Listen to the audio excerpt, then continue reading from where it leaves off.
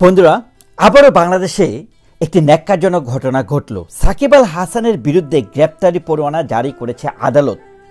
বন্ধুরা, এত হাস্যকর একটা বিষয়, মানে আমি হাস্যকর বললেও এটা কম হবে বন্ধুরা, যে বিষয়টাকে কেন্দ্র করে তাকে গ্রেপ্তারি পরোয়ানা জারি করেছে আদালত। বন্ধুরা, আজকে একটি কথা আপনারা মনে রাখবেন, আপনি যখন জাতির বীর সন্তান হবেন, কিন্তু বীর সন্তান হওয়ার পরেও আপনি যখন একটা দেশের জাতির দায়িত্ব গ্রহণ করবেন, আপনার বিরুদ্ধে না আছে কোনো হুমকির মামলা, না আছে কোনো প্রকৃতপক্ষে কোনো টাকা আত্মসাতের মামলা, না আছে কোনো ধরনের মানুষ হয়রানি করার যে একটা বিষয় থাকে, কোনো কিছুই যখন থাকে না, তারপরেও যখন আপনাকে মিথ্যাভাবে অর্থ আত্মসাৎ, মিথ্যাভাবে হত্যাকাণ্ডের সাথে সম্পৃক্ত করানো, এই ধরনের ঘটনাগুলো যখন ঘটে, তখন জাতির যে বীর সন্তান তারা কিন্তু জাতির সাথে জাতির যে দায়িত্ব গ্রহণ করবে, দেশের যে দায়িত্ব গ্রহণ করবে, সেটা থেকে কিন্তু পিছিয়ে যায়, আর সেইভাবেই জাতি কিন্তু হেরে যায়। বন্ধুরা, যে কারণে আসলে তাকে গ্রেফতারের পরোয়ানা জারি করেছে, খেয়াল করে দেখুন, সাকিব আল হাসানকে বাংলাদেশে আসতে দিল না। দুবাই থেকে জোরপূর্বক নাটক করে এই আসিফ মাহমুদ ক্রীড়া উপদেষ্টা তাকে আসলে বিতাড়িত করেছে। দুবাই থেকে তাকে বাংলাদেশে ল্যান্ড করতে দেয় নাই, এটা ছিল তাদের একটা প্রহসন।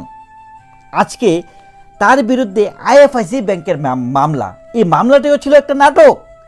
এই অন্তর্বর্তীকালীন সরকারের ভিতর থেকেই তার বিরুদ্ধে একটি নাটক করে, নাটক সাজিয়ে তার বিরুদ্ধে একটা মামলা করে এবং তাকে গ্রেফতার করানোর জন্য, তার ইমেজটাকে ডেস্ট্রয় করার জন্য নতুন করে আবার এই ধরনের কাজটা করলো। কি করেছে বন্ধুরা, খেয়াল করে দেখুন। আমি একটু সংক্ষেপে বলি, কারণ এই ড্রামাগুলো যদি আপনাদেরকে আমি না বলি, আপনারা যদি না বুঝার চেষ্টা করেন, তাহলে আমি বলবো বাংলাদেশের যে মহানায়ক, মহাকাব্যের মহানায়ক, বাংলাদেশটা যদি একটা মহাকাব্য হয়, সে মহাকাব্যের যদি নায়ক হয়, বীর সন্তান হয়, তাহলে সাকিব আল হাসান, মাশরাফি বিন মর্তুজা, সেটা তারা হচ্ছেন দুই বীর সন্তান।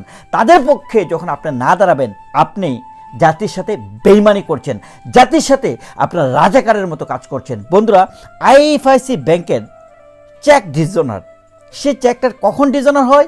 সেপ্টেম্বর মাসে সাকিব আল হাসানের যে ব্যবসাটার নাম হচ্ছে এগ্রো বিজনেস, এগ্রো ফার্ম। এই যে ফার্মটি, তারা দুটা লোন নিয়েছিল। কত কোটি টাকার জানেন ভাই? 100 কোটি টাকার না, 50 কোটি টাকার না, 10 কোটি টাকার না, মাত্র দুই টার্মে 1 কোটি 1.5 কোটি টাকা, মানে 2.5 কোটি টাকা। যেখানে সাকিব আল হাসানের অর্থের, সম্পদের 100 ভাগের 1 ভাগের ক্ষুদ্র একটা অংশও নয়। চিন্তা করেন যে বিষয়টা কি। আইএফআইসি ব্যাংক এই 2.5 কোটি টাকার জন্য সাকিব আল হাসানকে মানে গ্রেফতার করার জন্য মামলা করবেন। এই মামলাটারও যে কত ধরনের নাটক আছে, একবার আমি আপনাদেরকে সংক্ষেপে বলি। দেখেন, এই বিষয়টি ঘটেছে 4 সেপ্টেম্বর।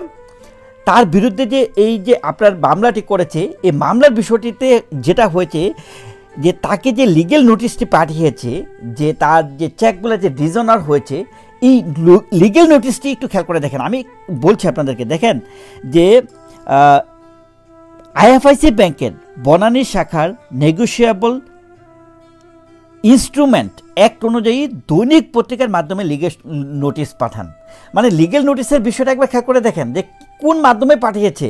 কারণ সাকিব আল হাসানে বাংলাদেশে অবস্থান করছে না, তার যে ব্যবসা, সেগুলো তো দেখা যাচ্ছে যে নানা ধরনের জটিলতা, তাকে করতে দেওয়া হচ্ছে না, তার ব্যাংক অ্যাকাউন্ট জব্দ করা হচ্ছে, নানা ধরনের টর্চার করা হচ্ছে। তাহলে সাকিব কিভাবে পার্টিসিপেট করবে, কিভাবে তার লোন পরিশোধ করবে, এই বিষয়টা আপনারাই বলুন। আর এই যে ট্রাম্পটা, এই যে সুযোগ বুঝে, যুগ বুঝে কূপ মেরেছে কিভাবে, অন্তর্বর্তীকালীন সরকারের ভিতর থেকে কিছু যে প্রহসন যারা করে যাচ্ছে, কিছু ক্রিকেট দলীয় কিছু প্রহসন চলছে তার বিরুদ্ধে। আসিফ মাহমুদরা তো আছেই তার বিরুদ্ধে, মনে করেন যে মামলা করা, হয়রানি করা, হত্যাকাণ্ডের সাথে সম্পৃক্ত করা, এইভাবে তার উপর মনে করেন যে তার মাথায় বাঁশ ভাঙার চেষ্টা করা হচ্ছে। বন্ধুরা, এই যে লিগেল নোটিশটি কতটা হাস্যকর হয়েছে, এবং লিগেল নোটিশের পাঠানো 30 দিন পর্যন্ত দেখা গেছে যে আদালতে হাজির হয় নাই, যে কারণে তাকে এই আদালত থেকে তার বিরুদ্ধে গ্রেফতারি পরোয়ানা জারি করেন। কি বলবেন আপনি? বলার কিছু আছে? বলে যান একটু।